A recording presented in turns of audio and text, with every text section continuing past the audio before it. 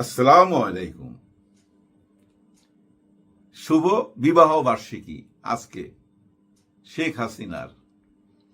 1966 সালে এই দিনে উনি বিয়ে করছিলেন। আমরা কথায় বলি না জন্ম মৃত্যু বিবাহ আল্লাহর ইশারায়।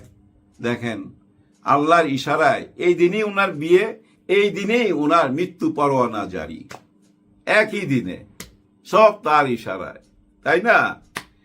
1966 সালে বিয়ে করছিলেন উনি। তারপরে ঘর সংসার করছে কিনা এগুলা নিয়ে আর আলাপ করতে চাই না। কোনোদিন উনাদের মুখে, কারোই মুখে, জয়ের মুখেও তার বাপের নাম শুনি নাই কোনোদিন। এবং শেখ হাসিনাও কোনোদিন ওনার হাজবেন্ডের নাম মুখে নিত না, কারণ উনি মুসলিম নারী, তো স্বামীর নাম মুখে নিতে নাই, যার জন্য নিত না। উনি আল্লাহর উপরে খুব বিশ্বাস। আজকেও একটা অডিও কল আছে, অডিও কলে বলতেছে, আল্লাহ আমারে বাঁচায় রাখছে, আল্লাহ আমাকে রক্ষা করবে, এই দেশের খেদমত করার জন্য, এই দেশের আরো অনেক সেবা দিতে চায় উনি। আসলে উনি বুঝতে পারতেছে না, বুঝার ক্ষমতা হারায় ফেলাইছে। ওই যে সীসা দিয়া কান বন্ধ কইরা দিছে, সীসা দিয়া চোখ বন্ধ কইরা দিছে। এখন যা কিছু দেখতেছে এই দুনিয়াতে সবই কিন্তু ওনার দৃষ্টিভঙ্গি দিয়া দেখা। ওই যে আল্লাহর দৃষ্টিভঙ্গি, আল্লাহ যে একটা বিধান দিছে, আল্লাহ যে একটা আইন দিছে, আল্লাহ কোরআন শরীফে যে কি লেখছে, এগুলো পড়লেও বুঝছেন এখন আর মনে রাখতে পারতেছে না। এখন শুধু তার মনে পড়ে ওই যে ক্ষমতা আর ক্ষমতা, ক্ষমতার এমন একটা জায়গা চলে গেছিল দুনিয়াতে যে আল্লাহ আছে। আমার মনে হয় উনি ভুইলা গেছে। হ্যাঁ, ভুইলা গেছিল। না ভুইলা গেলে এভাবে মানুষ হত্যা করে, একজন মানুষ হত্যা করা মানে পুরা মানব জাতিকে হত্যা করা। আর উনি 1400 মানুষ হত্যা করছে, কিন্তু সবগুলার বিচার কিন্তু এখানে আসে নাই। মাত্র 5টা বিচার হয়েছে, 5টা বিচারের রায়।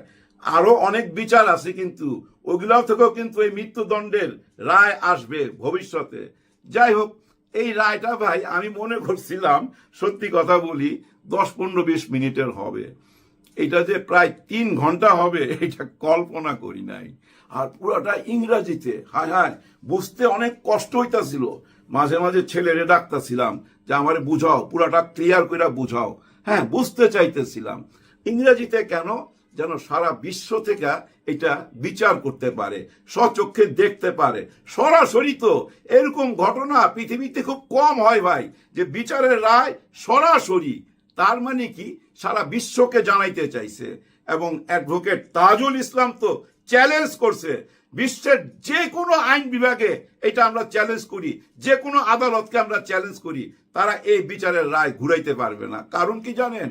চাক্ষুষ সাক্ষী প্রমাণ তো সব, একটা দুইটা না, তো শত শত সাক্ষী প্রমাণ, এবং উনার নিজের ভয়েস। আর এই ভয়েসগুলো যে উনার, এটা একেবারে পরীক্ষিত, বিদেশ থেকে পরীক্ষা নিরীক্ষা কইরা আইনাই এই আদালতে দেওয়া হয়েছে। তার মানে কি জানেন? এই বিচারের রায় কার্যকর হইতে যাচ্ছে। এখন কথা হচ্ছে, উনি তো আপিল করতে পারে, কিন্তু আপিল করতে পারবে না। আপিল করতে হইলে উনাকে সশরীরে আইসা হাজিরা দিতে হবে, জেলখানায় বৈশা আপিল করতে হবে 30 দিনের মধ্যে। আর 30 দিনের মধ্যে না হইলে যে রায় ঘোষণা হয়েছে এটা বাস্তবায়ন হবে। কিন্তু এটা বাস্তবায়ন করার জন্য মোদিজি কি উনারে দিয়ে দিবে?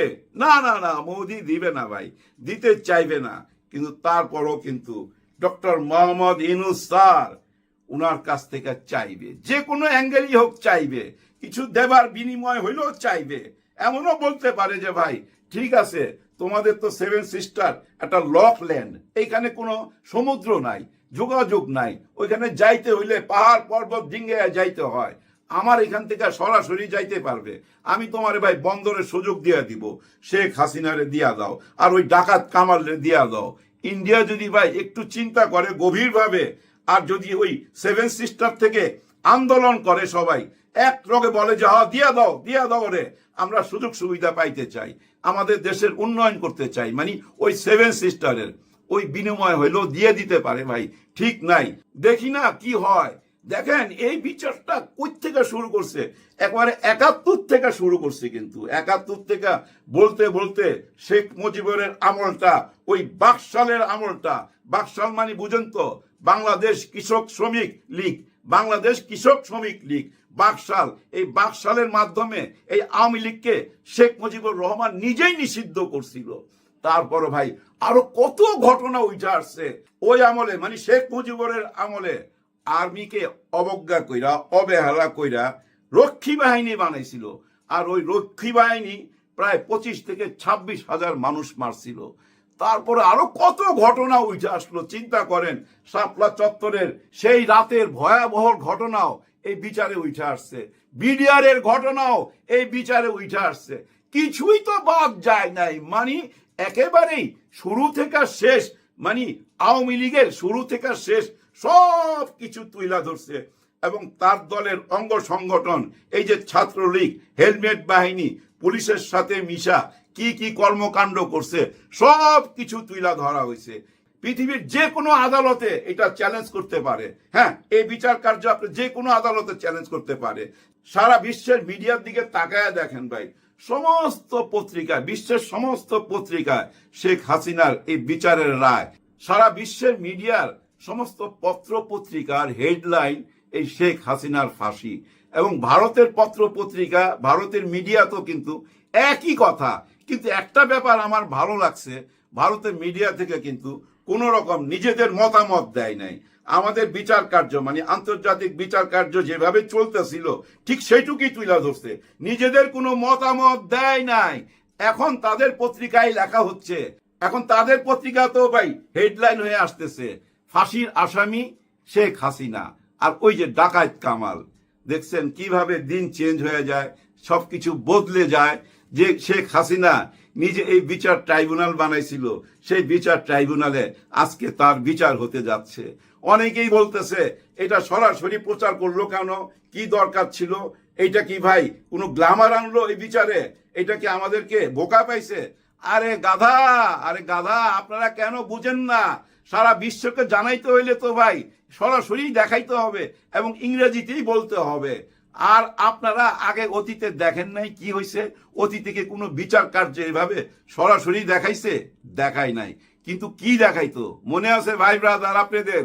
যখনই জামাতের কারো ফাঁসি হইতো রাজাকার বইলা, বিচারের কার্যক্রম দেখাইতো না। কি দেখাইতো? ওই যে জল্লাদ দড়ির মধ্যে কলা দিয়া তেল দিয়া দড়ি পেঁচাইতেছে, এই ধরনের নিউজ এই মিডিয়াতে আসতো। এবং সমস্ত মিডিয়ার চ্যানেল যায়া ওই জেলখানার সামনে দাঁড়ায় থাকতো। ওইখানে আমরা দেখতাম একটা অ্যাম্বুলেন্স আইতাছে, ওয়াও ওয়াও ওয়াও আওয়াজ কইরা আমরা তাকায় রইছি। তারপরে খাট যাইতেছে এবং খাট বাইর করতেছে, লাশ নিয়ে যাইতেছে।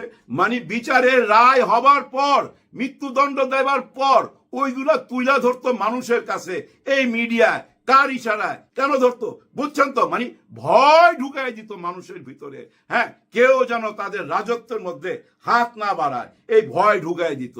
কিন্তু বিচার কার্য কোনোদিন সরাসরি দেখায় নাই। শেখ হাসিনা নিজের তৈরি কোর্টের ভিতরে ওই বিচার ট্রাইব্যুনালে কিভাবে বিচার হয়েছে আমরা জানি না, কিন্তু রায়ের পর কিভাবে লাশ বাইর হইতেছে, কিভাবে দড়িতে কলা মাখতেছে, তেল মাখতেছে এবং জল্লাদ এক জেলখানা থেকে আরেক জেলখানায় যাইতেছে। সমস্ত পত্রিকার হেডলাইন, হায় রে আলোচনা, প্রত্যেকটা মৃত্যু নিয়েই এরকম মজা করছে তারা। প্রত্যেকটা বিচার কার্য শেষের দিকে আইসা এই মিডিয়া ঝাঁপায় পড়তো, আমাদের কাছে এগুলা তুইলা ধরতো, আমাদের মনের মধ্যে ভয় ঢুকাই দিত। এই ভয় নিয়ে আমরা কৃতদাস হয়ে গেছিলাম, গোলাম হয়ে গেছিলাম। আর ওই গোলামি থেকে, ওই গোলামির জিঞ্জির থেকে আমাদেরকে মুক্তি দিল এই দেশের আম জনতা, সাধারণ মানুষ এবং ছাত্ররা। এই ছাত্ররা এবং সাধারণ মানুষই আমাদেরকে মুক্তি এনে দিছে। আর আইসা হাল ধরলো ডক্টর মোহাম্মদ ইউনূস স্যার। তারপরে আমরা লাইয়া গেলাম উনার পিছনে। হায় রে হায়, যেভাবে বাঁশ দিলাম আইকাবার, সারা দিন রাত 24 ঘন্টা, গত 15 মাস কিছু ভাড়াটিয়া বুদ্ধিজীবী বাঁশ দিয়েই যাচ্ছে আর উনি বাঁশ নিয়েই যাচ্ছে। কিন্তু ওনার মধ্যে কোনো রিয়াকশন নাই।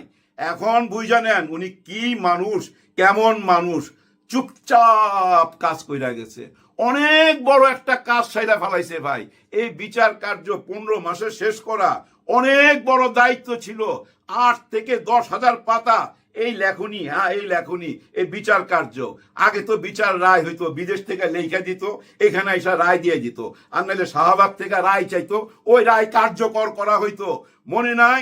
মনে থাকা উচিত। আয় হায়, এখন আমার মনে পড়তেছে শ্রদ্ধেয় সালাউদ্দিন কাদের চৌধুরীকে। সালাউদ্দিন কাদের চৌধুরী উনি বিএনপির খুব বড় নেতা ছিল। ওনাকেও কিন্তু রাজাকার বানায়া ফাঁসি দেওয়া হয়েছে। কিন্তু উনি ফাঁসির আগে একটা কথা বইলা গেছিল, এই অপরাধ বিচার ট্রাইব্যুনাল চালু রাখতে হবে, এটা যেন চালু থাকে। এটা চালু থাকলে একদিন তারও ফাঁসি হবে, শেখ হাসিনারও এখানে বিচার হবে, তারও ফাঁসি হবে।